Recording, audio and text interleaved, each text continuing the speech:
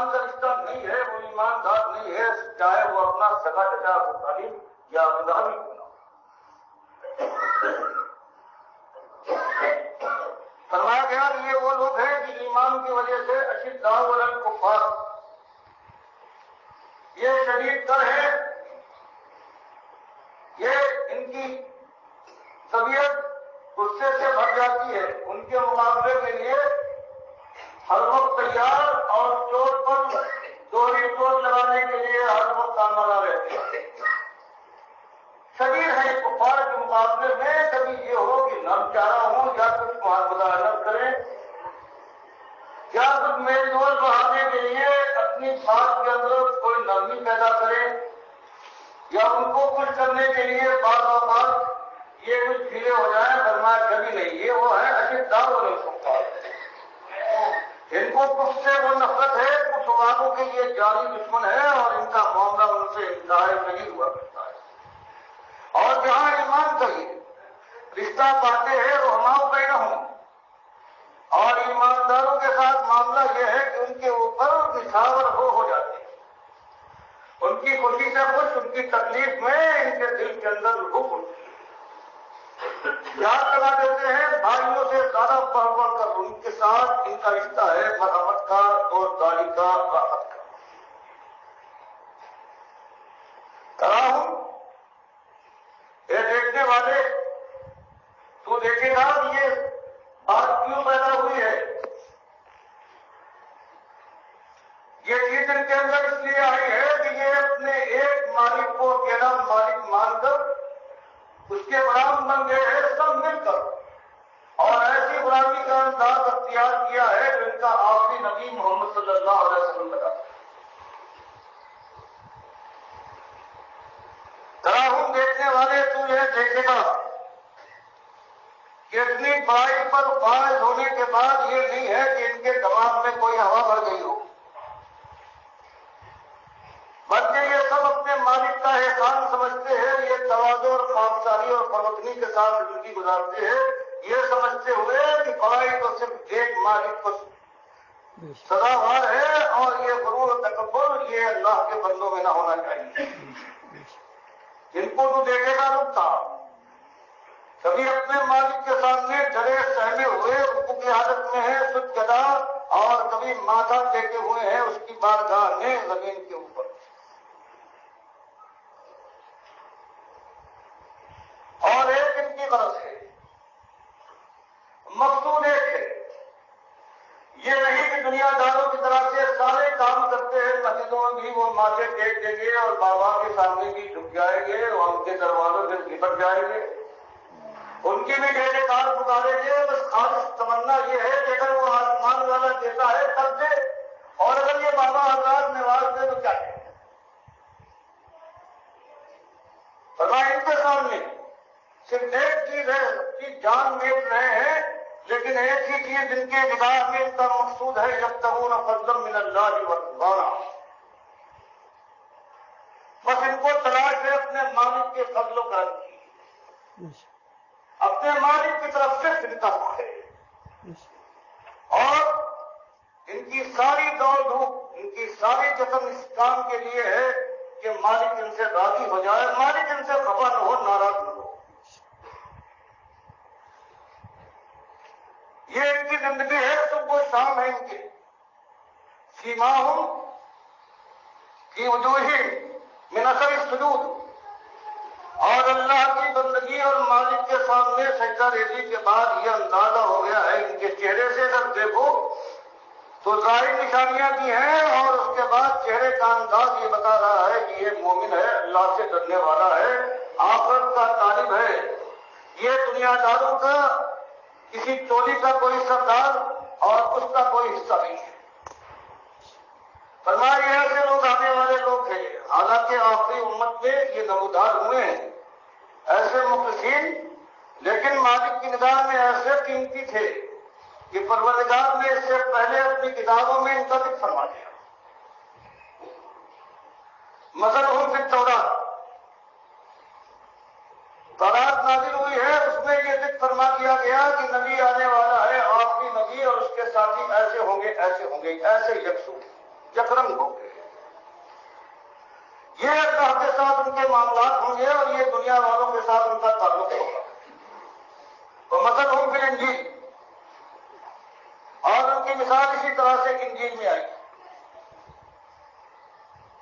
اور ان کی مثال سمجھنا چاہتے ہو کس طرح سے اللہ نے ان کو اٹھایا ہے. یہ مالک کی کرشمہ کاری ہے. اس کائنات میں دھرتی کے اوپر ایسے لوگوں کو پیدا کیا. فرمایا تصویر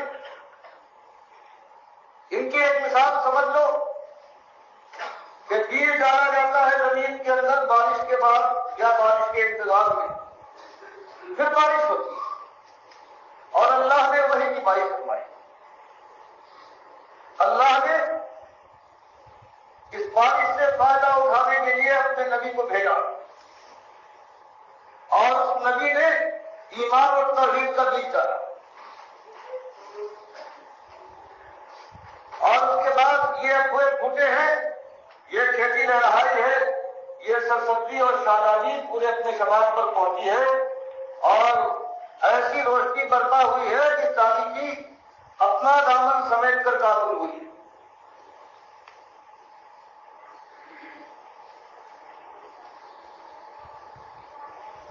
جیسے کہ کسان بیج ڈالتا ہے اور اس کے بعد نگہداشت دیکھ بھال کے بعد پھر اغوا اٹھتا ہے اور پھر وہ مضبوط ہو جاتا ہے، پورا ایک طرح بن جاتا ہے. کھیتی رہا ہوتی ہے اور جو دتا اور یہ کسان یہ خوش ہو جاتا ہے، دل اس کا باغ ہو جاتا ہے. فرمایا بالکل اسی طرح سے یہ کھیتی اٹھائی گئی ہے. یہ نبی صلی اللہ علیہ وسلم کے ذریعے سے توحید کا بیج ڈالا گیا، خدا پرستی کا چمن سجایا گیا ہے. اس کے بعد یہ کوئی بوٹے ہیں اور زمانے کی تھپیڑے کے بعد اب ان کا عالم یہ ہے جانور بن گئے. فرمایا یہ کھیتی ہے. اس کھیتی کا کافی جس کو کسان کے معنی میں ہوتا ہے وہ خوش ہو جاتا ہے.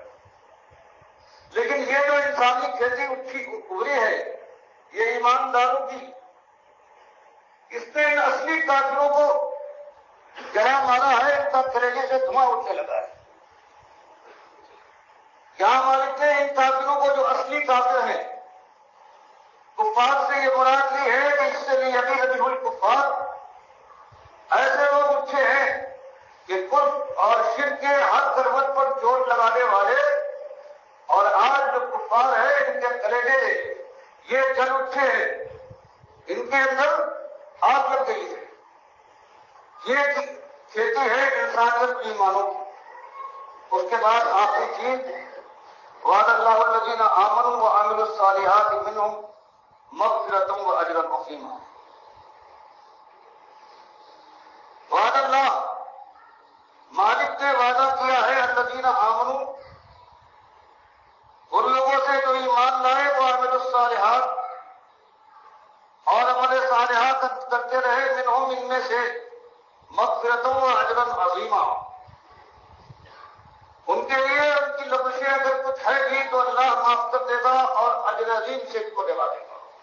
وہ مالک اجر عظیم کا وعدہ کرتا ہے جس کی نگاہ میں دنیا اور دنیا میں جو کچھ ہے ایک پلے کاف کے برابر ہے. اب یہ منہم جو چیز آئی ہے اس سے ایک کرو نے یہ نکالا ہے کہ اس کے بعد یہ سارے کے سارے سوائے چل کے وہ مردہ ہیں.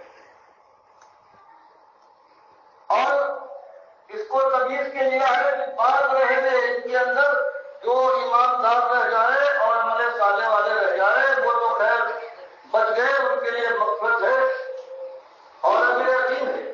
باقی سارے مرتد ہو گئے اور ان کو بیانیاں لینے کے بجائے یہ اللہ نے فرمایا یہ وہ لوگ ہیں جن کے لیے سب کچھ ہے دنیا میں اور آخرت میں اللہ کی رحمتیں ہیں، اس کی رحمتوں کے سائے ہیں. اس سے جن سے انہوں نے کہا کہ یہ من جو آج ساری دنیا والوں نے سارے جو ایماندار تھے انہوں نے اس سے کیا کہ اللہ بیان کے لیے کہہ رہا ہے کہ یہ سارے لوگ جو ہے جو عمل صالح کر رہے ہیں یہ سارے لوگ مغفرت کے حقدار اور اجر عظیم کے مستحق ہیں اور انہوں نے یہ نکالا.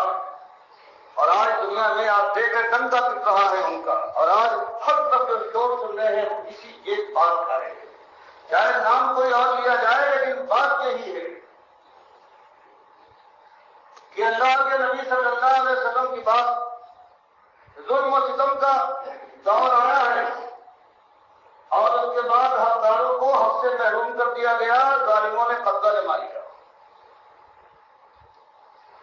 اور سب سے بڑا ظالم جو گردانہ جاری ہے وہ ابوبکر صدیق جائے کہ انہوں نے حق ان کو نہیں پہنچتا تھا. یہ خاندان نبوت کا حق ہے, یہ وراثت ہے. ایک تو انہوں نے یہ کیا کہ زبردستی قاضی ہو گئے, انکار کیا حیدر کرار میں, لیکن اتنی طاقت نہیں تھی. آخر کار تقیہ کرنے کے بعد انہوں نے ان کی بیعت کر دی. یہ بات غلط, اس پر زبردستی قائم ہو گئے. بیٹی مانگنے گئی کہ باپ کی وراثت ملنا چاہیے. اپنی طرف سے بات کہنا ان کا یہ ہے کہ اپنی طرف سے بات بنا کر کہہ دی گئی کہ میں نے سنا ہے کہ اللہ کے نبی صلی اللہ علیہ وسلم نے فرمایا کہ ہم انبیاء کی وراثت مال و درہم نہیں ہوا ہے, ہم اگر کچھ چھوڑ جائیں تو یہ سب ہے. اور اس طرح سے ان کے حق کو قسم کر لیا گیا. اور پھر آپ دیکھتے ہیں کیسی بوچھار پڑتی ہے کس طرح سے. یہ بات آپ سے کہ یہ کوئی انصاف کی چیز نہیں ہے. پھر اس کے بعد فرمایا گیا محرک طاقت جو تھی وہ خلیفہ ڈھونڈ تھی. انہوں نے سب کچھ کیا ہے. وہ اتنے زیادہ سخت نہیں تھے ان کے بڑے, لیکن ان کی وجہ سے اور ان کی ریشہ دواریوں سے سب کچھ ہوا ہے.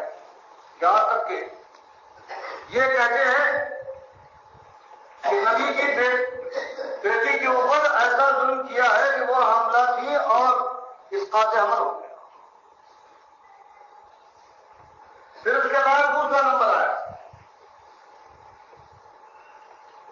یہ خلیفہ دور کا.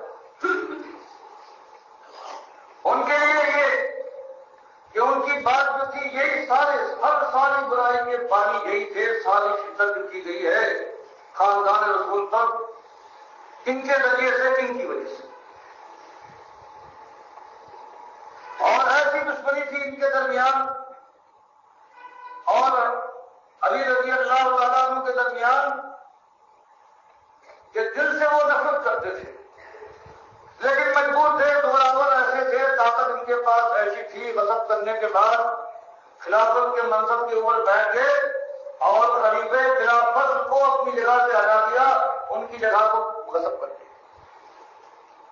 خلیفہ خلافت کہتے ہیں, پکارتے ہیں, سب جگہ پکار کر ہر جگہ. یہ مسلمانوں کا ایک کیفیت ہے. آپ نے اور کیفیت سنی تھی, آج یہ دور ہے. ان حضرات کا بھی ذکر ہو جائے کہ ان کی دہری دیکھیے, کم فہمی یا سرگردانی دیکھیے دوسروں کی کہ آواز آتی ہے مسجدوں سے, لاؤڈ اسپیکروں سے کہ علی رضی اللہ تعالیٰ عنہ خلیفہ خلافت تھے. اصلی خلیفہ ہے, بیچ میں کوئی فرق نہیں ہے. یہ اور بات کے تین غاصب پھانک پڑے لیکن اصلی خلافت ان کو دے.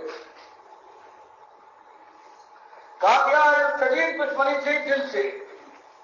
اور بخاری اپنی کتاب میں لا کر دکھاتے ہیں کہ تم کہتے ہو دشمنی تھی, تو کوئی دشمنی اگر دل میں رکھے تو کہیں اپنی بیٹی کو اپنی دشمنی اور اپنے جذبے کے اوپر قربان کر دیا کرتا ہے. آخر ان میں کلثوم حضرت فاطمہ کے جو وقت سے حضرت علی کی بیٹی پیدا ہوئی, آخر ان کو کس طرح سے علی رضی اللہ تعالیٰ عنہ نے عمر خلیفہ دوم اللہ ان پر رحمت فرمائے ان کے نکاح میں کیسے لگے. بخاری روایت لائے ہے کہ چادریں آئی, کچھ چادریں بن گئی. لوگوں نے کہا کہ یہ چادر ہے, یہ نبی کی بیٹی جو آپ کے نکاح میں ہے, निवासी को बेटी का है। उम्मे कुलथूम रजी अल्लाह ताला अन्हा, तो उनको ने ये आपने कहा ना उम्मे सुलैख का ये हक है, वो हमको पानी पिलाती थी, हमारे जख्मों की मरहम करती थी, मैं उनके पानी। तो बुखारी इस तरह से लाकर दिखा दे कि ये लड़ाई नहीं, कोई लड़ाई में तुमने जो इल्जाम लगाया है, एक तरफ शेर खुदा कहते हो और उसके बाद कहते हो कि हर मसले के अंदर उन्होंने बात बताई है, तकैया किया है जो उसूल काफी में लिखा हुआ है। ये मुखलसाना आवाज़ है डॉक्टर मुसद्दीन उस्मानी रहमतुल्लाह अलैह की, जहाँ ईमान और अकीदे की अहमियत को बयान कर रहे हैं, मुखलिस मोमिनों की निशानियाँ और उनका तरीक़ाकार बयान किया है।